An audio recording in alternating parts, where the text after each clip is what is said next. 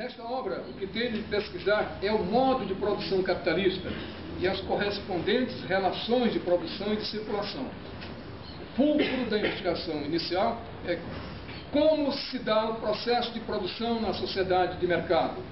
Produção de quê? Das condições de vida da humanidade, da sociedade. Como se dá o processo? Um breve retrospecto. O Silvio falou das transformações ocorridas a partir das grandes navegações, a Revolução Industrial. A economia, até por volta do século XV, XVI, início do século XVII, existia sem grande importância na vida da sociedade feudal. Não era importante.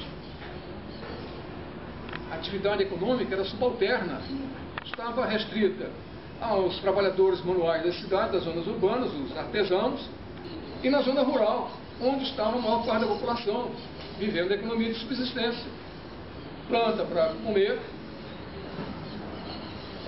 colhe matéria-prima como lã de carneiro para confecção de tecidos, fiação, tecelagem de tecidos simples, e com um excedente para pagar o dízimo para a igreja e pagar ao dono da terra a título de ali ter o direito de moradia.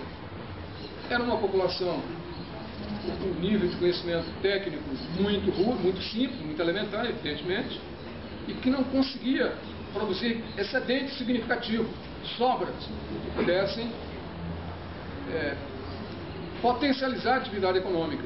Ela era estagnada. Assim como no século passado, nesse século, a mesma técnica no setor produtivo.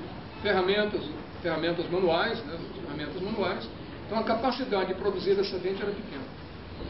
Foi no bojo da Revolução Industrial que a economia deu uma guinada, saiu da sua dependência do clero, dos ditames da Igreja Católica e depois da outra igreja também, dos ditames religiosos e dos interesses da elite da nobreza rural.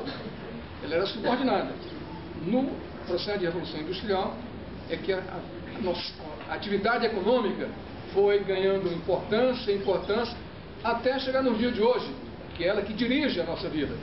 Querendo ou não, toda a nossa vida gravita em torno do modo como a sociedade está organizada para produzir riqueza e para circular essa riqueza. A política, a ciência, as artes, tudo de um modo geral está subordinado. Uma mudança drástica. Saiu lá de baixo e foi para cima. Ela domina a nossa vida. E o último exemplo seria este da imprensa, que por muito tempo foi considerado um quarto poder. O poder judiciário, o poder judiciário, o outro legislativo e o poder executivo. A imprensa era vista como outro poder. O poder de exercer influência na formação de opinião, visando o aprimoramento das instituições e o aprimoramento da sociedade, nas suas relações díspares. Mas hoje o que é a imprensa? Seja jornal, televisão, rádio, são sociedades capitalistas. O poder, a função da crítica já não é mais a razão de ser da imprensa. Não é mais livre, porque ali foi um capital investido, ele tem que render ganhos, lucros, dividendos. Como é que ela vai abrir o espaço para fazer crítica a essa forma de vida? Então vai cercando. E hoje nós temos a educação, não é à toa que mais de 2/3 do contingente estudantil de nível superior está na escola particular. A escola pública, agora que vem tendo uma pequena recuperação, mas foi sucateada, sobretudo na década passada. Foi sucateada, né?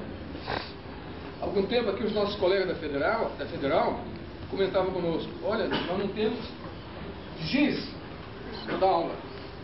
Papel para prova, os alunos trazem. O ensino público foi conduzido a um nível de importância que não tinha dinheiro, mas não faltava dinheiro para pagar os juros. mercado financeiro. Isso nunca faltava. Assim, Marx elege para começar essa investigação econômica pela coisa que é mais simples, mais prosaica, mais comum, que é a mercadoria. Nós estamos habituados, nós nos inserimos no mundo e cada vez mais aquelas atividades domésticas que realizavam trabalhos e assumiam a forma de bens consumidos, essa atividade está diminuindo. Quantas famílias já não cozinham diariamente?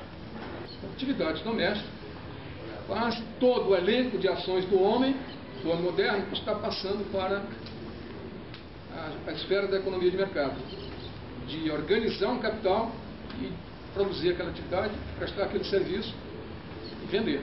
Então isso vai se alastrando, de tal modo que nós chegamos nesse mundo e começamos a pensar com essas ideias. Tudo é normal, normaliza, o mundo é assim, naturaliza, o mundo é desse jeito. Não é à toa também que na área de economia, uma das linhas teóricas afirma que o homem assume essa característica do homem. O homem é um mercador por natureza. É da natureza do homem. É uma qualidade inerente ao ser humano, imanente, está nele, só se manifesta nele, de trocar, produzir para trocar. Contrariando, né, Silvio, as investigações antropológicas inúmeras que constataram que não foi em toda a existência do homem moderno a prática de fazer troca, de produzir para vender, para trocar. Não foi. Não é comum, não era comum.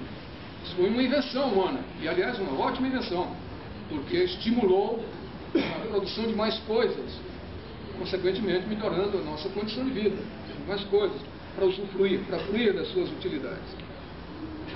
Até agora a Inglaterra é o campo clássico dessa produção, isso no século XIX, fechando iniciando a segunda metade do século XIX. É o campo clássico dessa produção capitalista. Este é o motivo porque tomei como principal ilustração da minha explanação teórica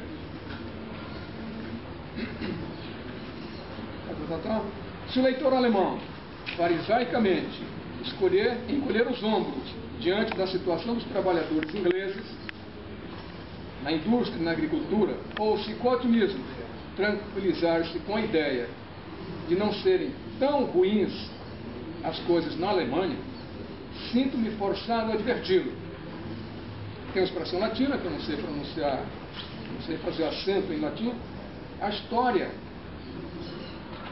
é a teu respeito que ele vai apresentar aqui.